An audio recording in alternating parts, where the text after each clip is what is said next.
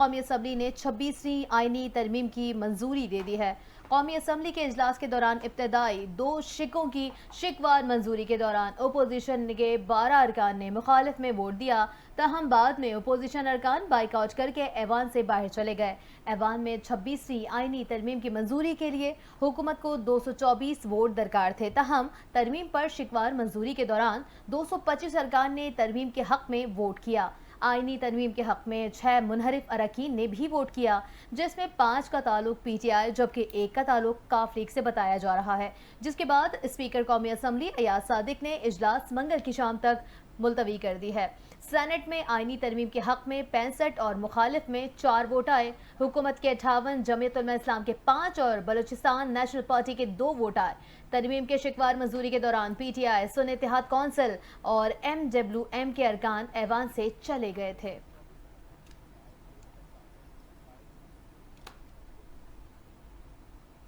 آپ کو بتائیں کہ پارلیمان کے دونوں ایوانوں سے منظوری کے بعد 26ویں آئینی ترمیم کی حتمی منظوری کا مرحلہ شروع ہو گیا۔ وزیر اعظم محمد شہباز شریف نے 26ویں آئینی ترمیم کی توثیق کے لیے دستخط کرنے کے بعد اپنی ایڈوائز صدر پاکستان آصف علی زرداری کو بھجوا دی۔ صدر مملکت آصف علی زرداری کے دستخط کے بعد 26ویں آئینی ترمیم باضابطہ آئین کا حصہ بن جائے گی۔ آئینی ترمیم پر دستخط کے لیے ایوان صدر میں تقریب منعقد ہوگی، جس میں پارلیمنٹیرینز بھی شریک ہوں گے۔ صدر مملکت کی جانب سے آئینی ترمیم پر وزیر اعظم کی ایڈوائز پر دستخط کی تقریب کے لیے صبح 8 بجے کے وقت کا اعلان کیا گیا تھا، تاہم بعد میں اسے تبدیل کر کے صبح 6 بجے کر دیا گیا۔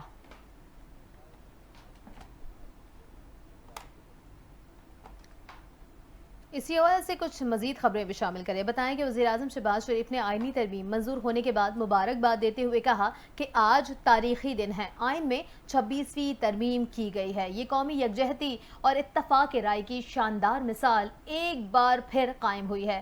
سینٹ کے بعد قومی اسمبلی سے 26ویں آئینی ترمیم کی منظوری کے بعد قومی اسمبلی کے اجلاس سے خطاب کرتے ہوئے وزیر اعظم شہباز شریف نے کہا، آج ایک نیا سورج نکلے گا جس سے پورے ملک میں روشنی ہوگی۔ انہوں نے کہا ہے کہ ماحولیاتی سازشوں کے ذریعے حکومت کو گھر بھیجا جاتا ہے، وزرائے اعظم کی چھٹی کرا دی جاتی ہے، آج طے ہو گیا، پارلیمنٹ سپریم ہے۔ وزیر اعظم شہباز شریف نے کہا، ایسی آئینی ترمیم کی گئی ہیں جن سے پاکستان کا مستقبل مضبوط اور محفوظ ہوگا۔ کاش پی ٹی آئی بھی اس آئینی ترمیم میں آتی تو بہت اچھا ہوتا۔ ہاؤس میں موجود لوگ ذاتی انا قربان کر کے آگے بڑھے اور اس عظیم کارنامے کو انجام دیا۔ ان کا کہنا تھا کہ منڈلاتے ہوئے خطرناک بادل جو پاکستان پر برسنا چاہتے تھے وہ ختم ہو گئے ہیں۔ وزیر اطلاعات سندھ شرجیل انعام میمن کا کہنا ہے کہ 26ویں آئینی ترمیم کا مقصد قوم کو متحد اور وفاق کو مضبوط کرنا ہے۔ تمام سیاسی قوتوں کو اس کے پیچھے متحد ہونا چاہیے۔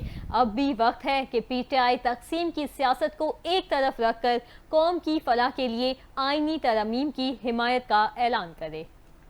سندھ کے سینئر وزیر شرجیل انعام میمن نے 26ویں آئینی ترمیم کے لیے انتھک محنت کرنے پر چیئرمین پیپلز پارٹی بلاول بھٹو زرداری کو خراج تحسین پیش کیا۔ شرجیل انعام میمن نے کہا، 26ویں آئینی ترمیم کا مقصد قوم کو متحد اور وفاق کو مضبوط کرنا ہے۔ تمام سیاسی قوتوں کو اس کے پیچھے متحد ہونا چاہیے۔ اب بھی وقت ہے کہ پی ٹی آئی تقسیم کی سیاست کو ایک طرف رکھ کر قوم کی فلاح کے لیے آئینی ترمیم کی حمایت کا اعلان کرے۔ میثاق جمہوریت میں صوبائی نمائندگی کو یقینی بنائے اور وفاق کو مضبوط کرنے پر اتفاق ہوا تھا۔ شرجیل انعام میمن نے کہا، میثاق جمہوریت کے تحت آئینی ترمیم صوبائی نمائندگی کو یقینی بنانا اور جمہوری اداروں کو بااختیار بنانے کی جانب اہم اور مثبت قدم ہے۔ عدلیہ اور مقننہ کے درمیان توازن برقرار رکھنے کے لیے آئینی عدالت کا تصور سب سے پہلے قائد اعظم محمد علی جناح نے دیا تھا۔ رہنما پی ٹی آئی شیر افضل مروت کی جانب سے 26ویں آئینی ترمیم کے حوالے سے اپنے ممکنہ منحرف ممبران کی تعداد جاری کیے جانے کے بعد اب سیکرٹری اجلاس شیخ وقاص اکرم نے بھی کچھ نام شیئر کر دیے ہیں۔ پی ٹی آئی کے سیکرٹری اجلاس شیخ وقاص اکرم نے سماجی روابط کی ویب سائٹ ایکس پر بتایا ہے کہ چند اور نام بھی آپ سے شیئر کیے جائیں گے۔ ان لوگوں نے اپنے آنے والی نسلوں کو بھی منہ دکھانے کے قابل نہیں چھوڑا۔ انہوں نے مزید کہا کہ برائی کو برائی کہنا ہم سب پر فرض ہے۔ ان کے حلقے کے لوگوں نے جو دھوکہ انہوں نے دیا ہے اس کا حساب ووٹر خود لے گا۔ واضح رہے کہ اس سے قبل سینئر صحافی اعزاز سعید نے دعویٰ کیا تھا کہ پی ٹی آئی کے ٹکٹ پر جیتنے والے ایم این اے چودھری الیاس، عثمان علی، مبارک زیب، ظہور قریشی اور اورنگ زیب کچھی حکومت کو ووٹ دیں گے۔ وزیر دفاع خواجہ آصف کا کہنا ہے کہ آئین پارلیمان کو کلی بالادستی عطا کرتا ہے، ماضی ہٹا دیں تو پھر نہ آپ کو شرم آتی ہے نہ حیا آتی ہے۔ ووٹ کو عزت جج نہیں دیتے، ووٹ کو عزت پارلیمنٹ دیتی ہے۔ خواجہ آصف نے کہا کہ میاں نواز شریف کس طرح نااہل ہوئے ساری دنیا جانتی ہے، اداروں کی عزت بھی ان کے اندر بیٹھے اشخاص سے بنتی ہے۔ وزیر دفاع خواجہ آصف نے سینٹ کے بعد قومی اسمبلی سے آئینی ترامیم کے مسودے کی منظوری پر کہا کہ عدلیہ اور پارلیمان کا جھگڑا پچھلے کئی سال سے چل رہا ہے۔ کچھ لوگ سیاسی بن چکے، وہ پارلیمان کو دبا کر رکھنا چاہتے ہیں۔ ایوان زیری سے خطاب کے دوران وزیر دفاع خواجہ آصف نے کہا کہ ہمارے رویے میں کوئی مستقل مزاجی ہونی چاہیے۔ موجودہ آئینی ترمیم اسی مستقل مزاجی کی طرف ایک قدم ہے۔ جو ترمیم جو ہے آج آپ کے سامنے لے کے آ رہے ہیں، اس ایوان کے سامنے لے کے آ رہے ہیں، سینٹ نے اس کو پاس کیا ہے، اس کا واحد مقصد ہے کہ اس ایوان کی، اس مقننہ کی، اس پارلیمنٹ کی جو رسپیکٹ اور ڈگنیٹی جو ہے آئین کے تحت اس کو ریسٹور کیا جائے۔ انہوں نے کہا کہ آئین پارلیمان کو کلی بالادستی عطا کرتا ہے، ماضی ہٹا دیں تو پھر نہ آپ کو شرم آتی ہے نہ حیا آتی ہے۔ ووٹ کو عزت جج نہیں دیتے، ووٹ کو عزت پارلیمنٹ دیتی ہے۔ خواجہ آصف نے کہا میاں نواز شریف کس طرح نااہل ہوئے ساری دنیا جانتی ہے، اداروں کی عزت بھی ان کے اندر بیٹھے اشخاص سے بنتی ہے۔ انشاءاللہ اکتوبر میں بھی یہی حکومت، یہی ایوان ہوگا۔ جو الفاظ جو ہے ابھی اس ایوان کے سامنے اٹر کیے گئے ہیں، ان کو کچھ تو احساس ہو، کوئی شرم ہو، کوئی حیا ہو کہ کیا ہم کہہ رہے ہیں، کیا ہم کہہ رہے ہیں اور کیا ہماری تاریخ ہے۔ ان کا کہنا تھا کہ 26ویں آئینی ترمیم کا واحد مقصد اس ایوان کے وقار اور عظمت کو بحال کرنا ہے۔ جسٹس فائد عیسیٰ واحد ہیں جنہوں نے عدلیہ کی عزت بحال کی۔ 26ویں آئینی ترمیم کو سینٹ نے منظور کر لیا، ہم اس آئینی ترمیم کے ذریعے ایوان کو بااختیار بنا رہے ہیں۔ 26ویں آئینی ترمیم کی قومی اسمبلی سے منظوری کے دوران مسلم لیگ نون کے قائد نواز شریف نے موقع کی مناسبت سے عدلیہ کو ایک شعر کے ذریعے تنقید کا نشانہ بنایا۔ اسپیکر سے اجازت ملنے کے بعد نواز شریف نے کہا خواجہ آصف کو ایک شعر دینا چاہتا ہوں تاکہ وہ اپنی تقریر کے آخر میں پڑھ کر سناتے، لیکن خواجہ آصف اپنی تقریر ختم کر کے چلے گئے۔ مجھے اجازت ہو تو میں پڑھ دیتا ہوں۔ اسپیکر سے اجازت ملنے کے بعد نواز شریف نے کہا جو دکھ ہم نے عدلیہ کے ہاتھوں اٹھائے ہیں، عدلیہ کے کردار پر ایک شعر ہے۔ نواز شریف نے پڑھ کر سنایا کہ ناز و انداز سے کہتے ہیں کہ جینا ہوگا، زہر بھی دیتے ہیں تو کہتے ہیں کہ پینا ہوگا، جب میں پیتا ہوں تو کہتے ہیں کہ مرتا بھی نہیں، جب میں مرتا ہوں تو کہتے ہیں کہ جینا ہوگا۔ شعر مکمل کرنے کے بعد مولانا فضل الرحمان نے مسکراتے ہوئے نواز شریف کی جانب سے پیش کیے گئے شعر میں غلطی کی نشاندہی کرتے ہوئے کہا کہ نواز شریف کا شعر موقع کی مناسبت سے ضرور ہے لیکن شاعرانہ وزن سے خالی رہ گیا۔ مولانا کے چٹکلوں سے ایوان میں قہقہے لگ گئے۔ انہوں نے نواز شریف کی جانب سے پیش کیے گئے شعر میں غلطی کی نشاندہی کی اور کہا کہ درستگی کرتے ہوئے کہا کہ دوسرے مصرے میں زہر بھی نہیں دیتے ہیں تو پینا ہوگا، بلکہ درست اس طرح ہوگا کہ زہر دیتے ہیں تو کہتے ہیں کہ پینا ہوگا۔ ایک شعر ہے جو کس نے لکھا ہے اور میں اس شاعر کا شعر پڑھ رہا ہوں کہ ناز و انداز سے کہتے ہیں کہ جینا ہوگا، ناز و انداز سے کہتے ہیں کہ جینا ہوگا، زہر بھی دیتے ہیں تو کہتے ہیں کہ پینا ہوگا، جب میں پیتا ہوں تو کہتے ہیں کہ مرتا بھی نہیں، اور جب میں مرتا ہوں تو کہتے ہیں کہ جینا ہوگا۔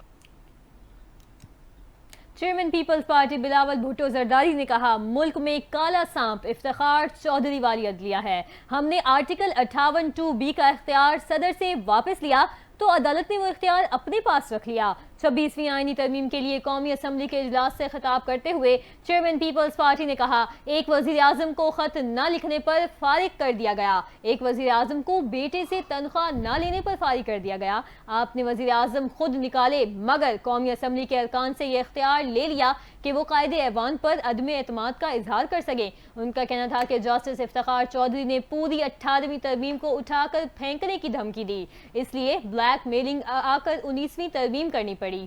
الجہاد کیس کے تحت جج لگانے کا اختیار ججوں نے اپنے پاس رکھ لیا۔ قومی اسمبلی کے اجلاس میں خطاب کرتے ہوئے بلاول بھٹو نے مزید کہا کہ مشرف کے دور میں پی سی او پر حلف لیا گیا، جب مشرف کی کرسی خطرے میں تھی تو انہیں جمہوریت یاد آ گئی۔ انہوں نے کہا کہ ہم سیاستدانوں نے اس زمانے میں ججوں کو یہ عادت ڈلوائی کہ چیف تیرے جانثار بے شمار، نتیجے میں پاکستان کی عدالتوں کا دنیا بھر میں مذاق بن گیا۔ آلو اور ٹماٹر کی قیمتوں کا فیصلہ بھی عدالتیں کرنے لگی۔ ریکوڈک کیس کی وجہ سے ملک کو کتنا نقصان ہو گیا۔ انہوں نے کہا کہ 2006 میں میثاق جمہوریت کے ذریعے طے کیا کہ آئینی عدالت بنے گی۔ 2006 میں پاکستان کی تمام جمہوری جماعتوں نے آئینی عدالت کے قیام پر اتفاق کیا۔ شیکسپیئر نے کہا تھا، گلاب کو کسی بھی نام سے پکاریں وہ گلاب ہوگا۔ جب سینٹ بنایا گیا تو کسی نے یہ نہیں کہا کہ آپ پارلیمان کے اوپر پارلیمان بنا رہے ہو۔ آئینی بینچ میں چاروں صوبوں کی نمائندگی ہوگی۔ ان کا کہنا تھا کہ مولانا اور پی ٹی آئی کے مطالبے پر آئینی عدالت کا مطالبہ چھوڑ کر آئینی بینچ بنانے جا رہے ہیں۔ صوبوں میں بھی آئینی بینچ کی تجویز دی ہے جس سے عوام کا فائدہ ہوگا۔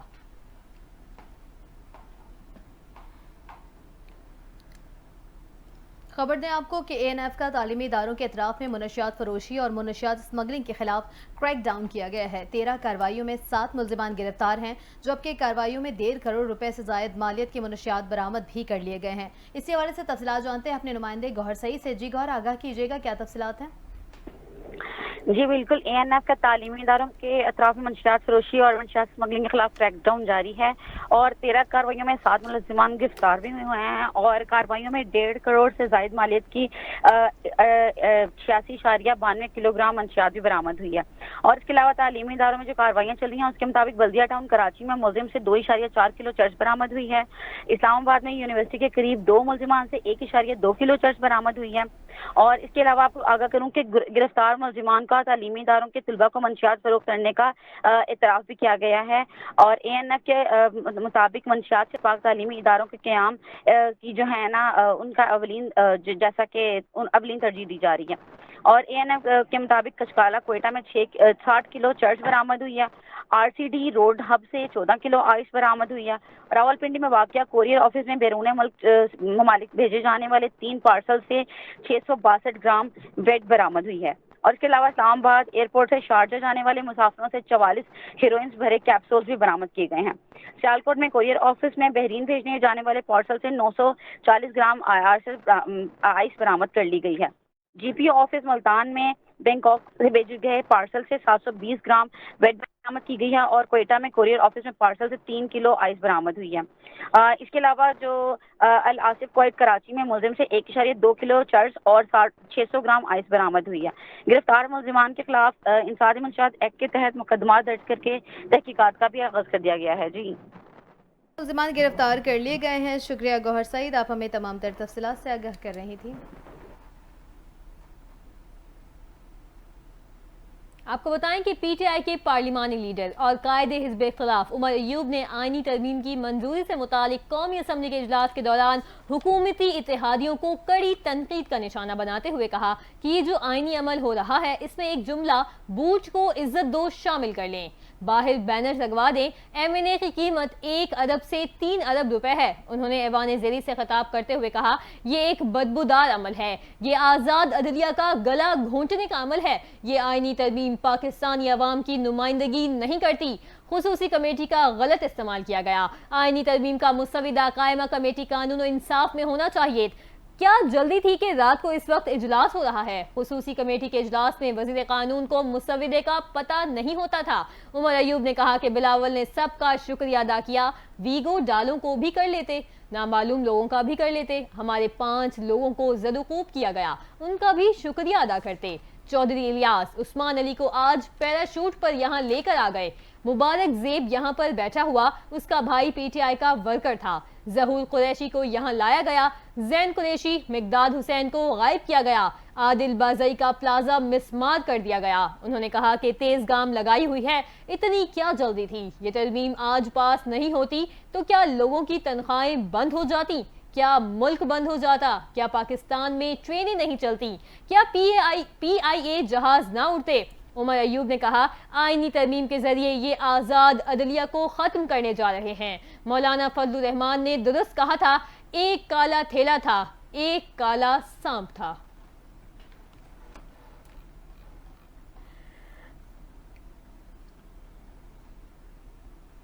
और खबर शामिल करेंगे इस्लामाबाद की इंसदाद दहशतगर्दी की अदालत ने लॉन्ग मार्च तोड़ फोड़ केस में वजीर अल खैबर पख्तूनख्वा अली अमीन गंडापुर को इश्तहारी करार देने की कार्रवाई शुरू कर दी है। तहरीक इंसाफ के रहनुमाओं के खिलाफ लॉन्ग मार्च तोड़ फोड़ केस की समात जज ताहिर अब्बास सप्रा ने की है। PTI वकला सरदार मसरूफ और दीगर अदालत में पेश हुए। अदालत ने वजीर आला खैबर पख्तूनख्वा अली अमीन को इश्तहारी करार देने की कार्रवाई शुरू कर दी है।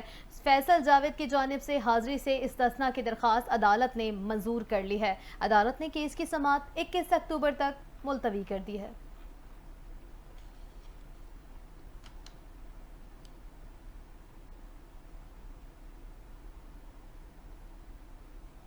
आगे बढ़े और आपको बताएं कि सिंध हाई कोर्ट ने साबिक सदर पाकिस्तान डॉक्टर आरिफ अलवी का डेंटल क्लिनिक सील करने के खिलाफ दरख्वास्त पर फैसला महफूज कर लिया है।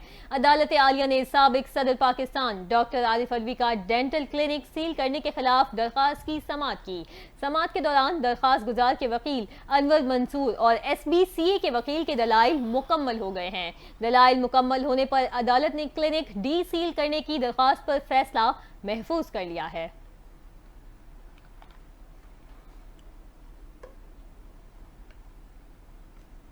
और खबर शामिल करें कि साबिक सदर आसिफ अली जरदारी और साबिक वज़ीर आज़म बेनज़ीर भुट्टो शहीद की बड़ी साहबजादी बख्तावर भुट्टो की जरदारी के यहाँ तीसरे बेटी की पैदाइश हुई है। इंस्टाग्राम पर इंस्टा स्टोरी और पोस्ट शेयर करके बख्तावर भुट्टो ने ये खुशखबरी अपने चाहने वालों को दी है और इस नेमत का अल्लाह ताला पर शुक्रिया अदा किया है। जबकि फ़िलहाल बेनज़ीर भुट्टो शहीद की बड़ी साहबजादी ने अपने तीसरे साहबजादे का नाम तो नहीं बताया, लेकिन उन्होंने बताया कि तीसरे बेटी की पैदाइश गुज़िश्ता रोज़ 20 अक्टूबर 2024 को हुई है। बख्तावर भुट्टो जरदारी के